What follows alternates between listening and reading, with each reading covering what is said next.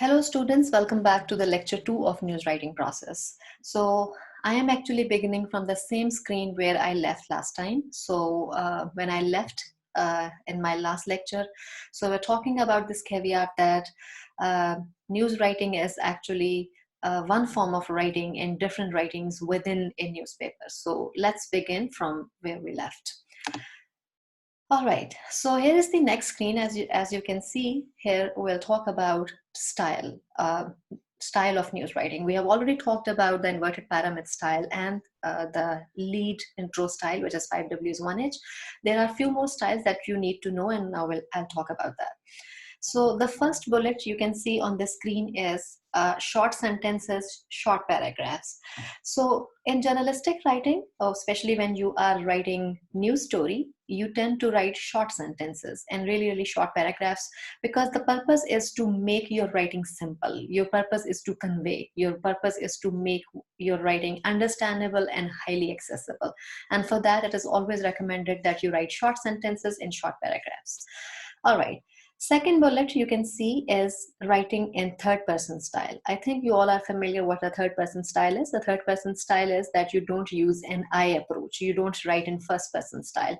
So just recall different news stories that you might have read recently or you might have heard in television. So they say that the prime minister has said this, or they say this thing has happened in this city or in this country. So just my suggestion would be to pay attention to the content that you read in newspaper, especially news stories, and you will come to know that all of them are always written in third person style.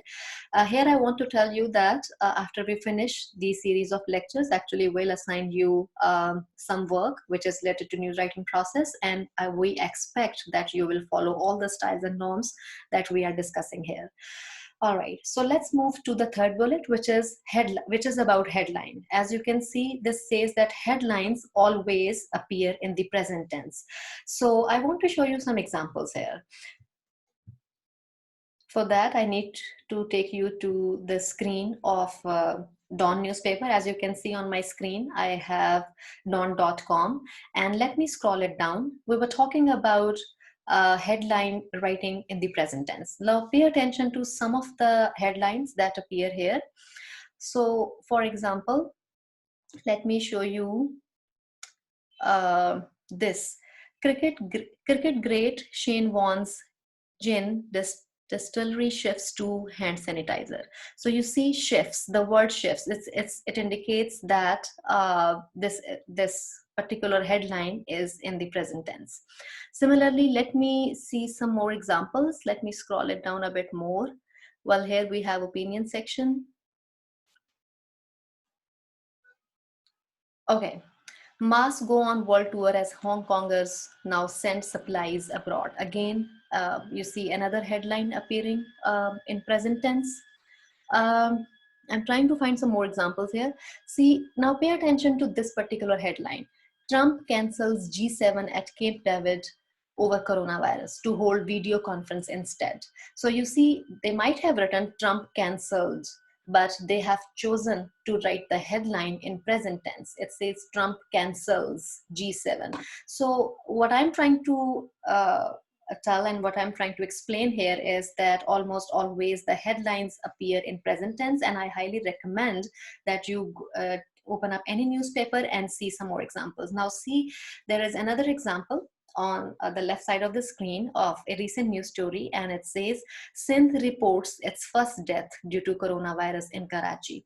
So they might have read Sindh has reported, well, that, or Sindh reported, but it is always preferred to write the headline in present tense, and more importantly in present indefinite tense.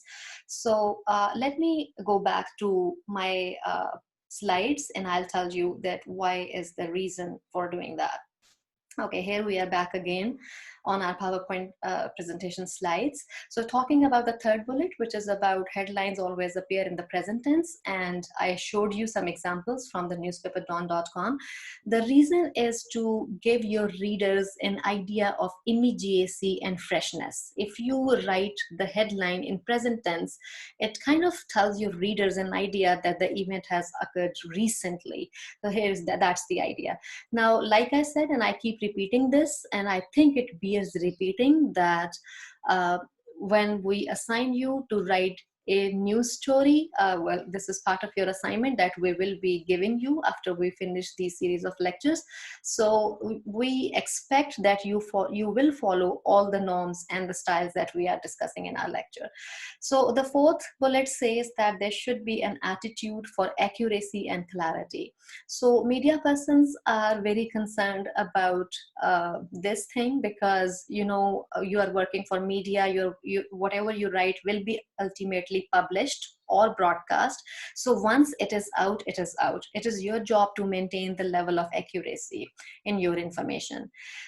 Fifth bullet here on the screen says no jargons. So those of you who are not familiar with the word jargons, let me tell you what jargon is. The jargon, the word is actually related to terminologies that are specific to a field.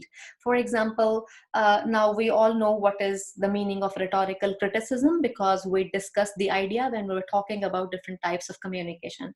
It is very likely that other people actually do not know at first glance that what rhetorical criticism means. So when you are writing a news story, just try to avoid jargons and terms that are related to a particular field.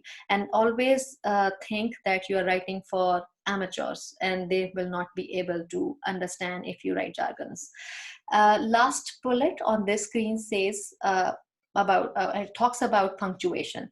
You know that how important punctuation is in your writing, because that is something that tells your reader where to stop, where to pause, what sentences has more information, or how the sentence flows. So in order to make your writing more accessible, fluid, and smooth, it is very important that you pay attention to punctuation, and that includes comma, hyphen, period, colon, semicolon, dash, ellipsis, apostrophe, and quotation marks.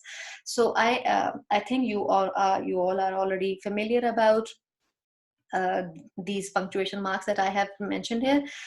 In my experience, most Pakistanis are not actually clear about the use of colon and semicolon. So for your convenience, I can repeat it here. So we use colon in a sentence when we actually want to talk about the continuation of idea. So for example, I say, I like eating falling fruits, colon, and then colon indicates that my sentence is still continued, and then I write apples, bananas, strawberries, or whatever. So colon actually in a sentence indicates the continuation of your thoughts. Similarly, semicolon is different from comma in the sense that when you put a comma in a sentence, it actually tells you that these are two different clauses that are dependent on each other. Whereas when you put a semicolon in a sentence, that indicates that the sentence has two different clauses, but those clauses are independent. For example, I can say, my name is Firasat, colon, I am a teacher. See, now the two different clauses that I discussed, they are independent. But if I say, my name is Firasat, comma, a communication teacher. Now, see the second part of the clause, the latter part of the clause. It's not independent, it is dependent. If you have any more questions about that, please feel free to write me an email, and I'm happy to explain it further. Well, here I will end this part of the lecture, and you will see the third part of this lecture in another video. Thank you.